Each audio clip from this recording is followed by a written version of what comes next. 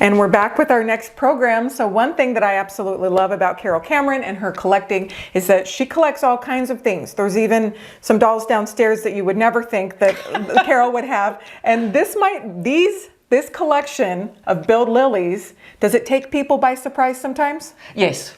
Because I think people think of me as the wax lady or the wooden lady. Right. So the fact that, I collect Bild Lillis, or I started to get into Blythe dolls. Blythe, I was going to say, the Blythe's downstairs. Yes, so people are surprised at that. Yeah. But I love all sorts of dolls, and right. It's whatever appeals to me. I always like to sort of learn about them and get a small collection so I can understand them better, etc. So yeah, and it's one of the great things about doll collecting that even after 40 years, I can easily, every time I go to a UFDC competitive exhibit, I spot a new sort of doll I've never seen before. Right. And I go, right, and that sets me off down another avenue. Absolutely. Yeah. Well, last year at 2023 UFDC convention, we went to a luncheon that Carol did the wonderful program on the history of Bild Lilli, and it was incredible, and I loved it. And then I found out that she has this amazing collection of original Bild Lillis, which is the predecessor to Barbie. Yes. They're very rare. They're very fragile. There's not a lot of them out in the wild. So to have this collection right here is a real treat, and we're going to dive in and take a closer look at them with Carol Cameron. So okay. Carol, thank you so much. Bild Lilli, it's interesting that the many dolls get invented for many reasons, like wanting a child to have something warm to play with or whatever. But these were made to sell newspapers. It's quite unique, really. They started out life as a cartoon in the new Bild newspaper that was launched. And the cartoon became so popular that somebody had the bright idea, well, why don't we make a doll? And then it all rolled out, and this doll started to appear. It was originally targeted at men, and the original adverts show men with flowers and a Bild Lilli in their hands ready to give to their girlfriend, maybe messaging, we want you to dress like this. Because this was the sort of, the sexy look of the 1950s in the streets in Hamburg. So, I mean, unlike Barbie, the clothes are quite day-to-day clothes. They're not Hollywood based at all. But the doll itself, it started out, the big one at 12 inches, 1955 or 6, I can't quite remember, and the small one, the 7.5 inch, was a year later. And they stopped in 1964 when Mattel bought the patent.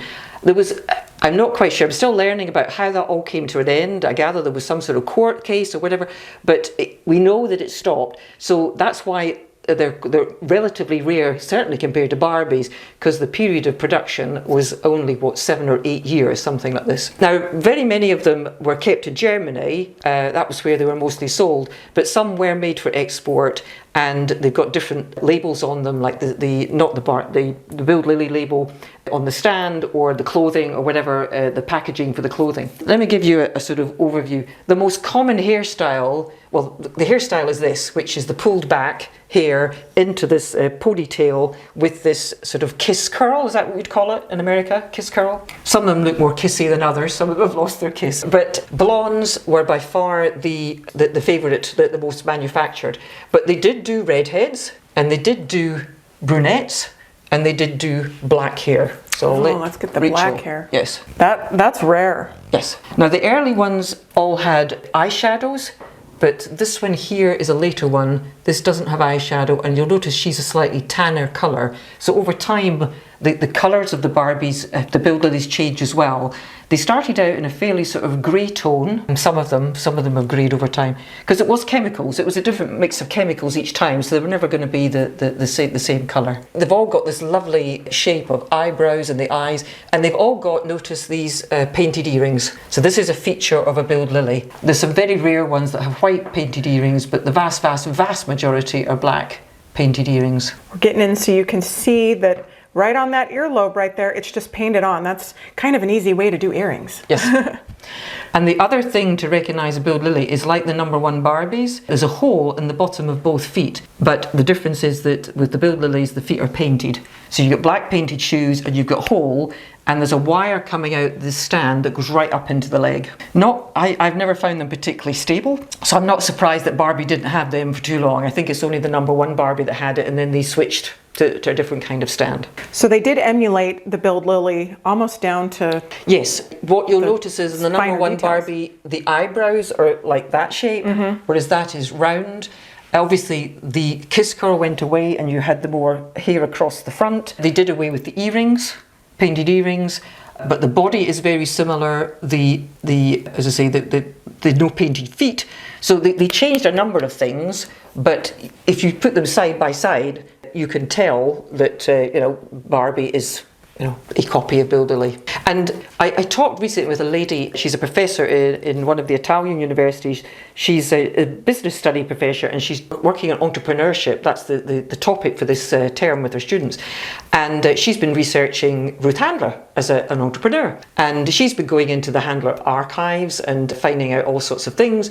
And she's really we'll recruit her as a doll collector. In fact, I think she joined UFDC. In fact, she told me she did because she was so taken because she saw my Bild Lilli program and that got her into it, and she's been researching Bild Lilli and she's found out some great things about the history of Bild Lilli and Mattel in a way. But the other thing you can, if they're in original clothing, the other thing you can tell is that if you look at this one here, there's a particular kind of snap that has a coloured top on it that very often picks up a colour from the costume, and then underneath they're marked PRYM. So for original Bild Lilli clothing, you always look out for the coloured top and the snap.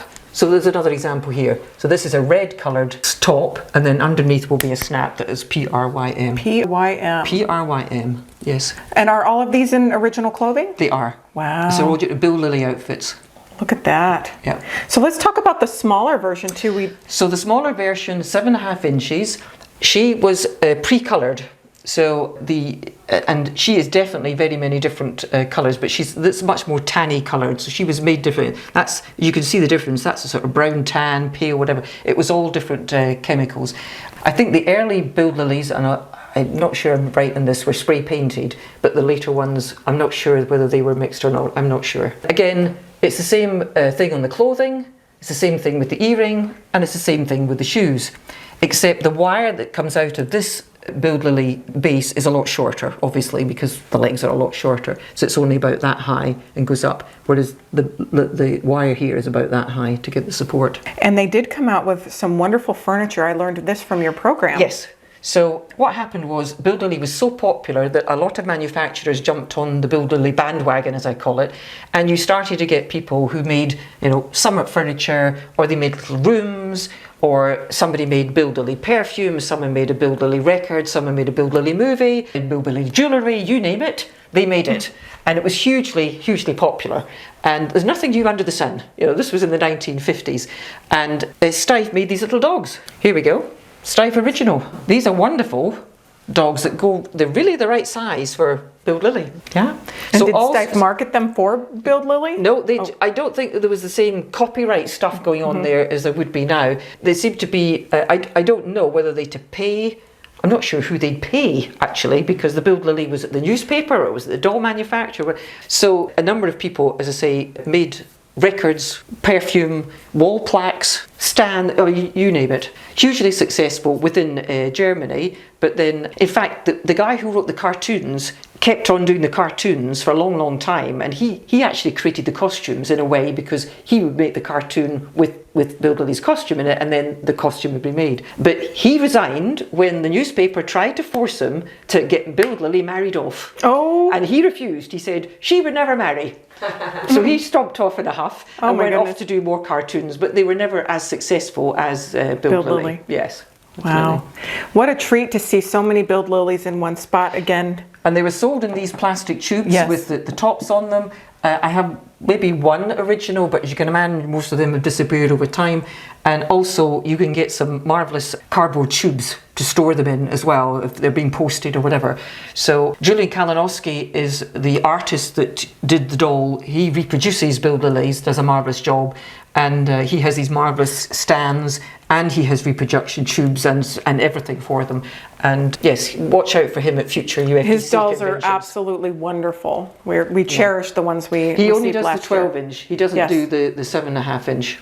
Yeah. So I don't know if I asked you yet, are the 7.5-inch more rare than the 12-inch?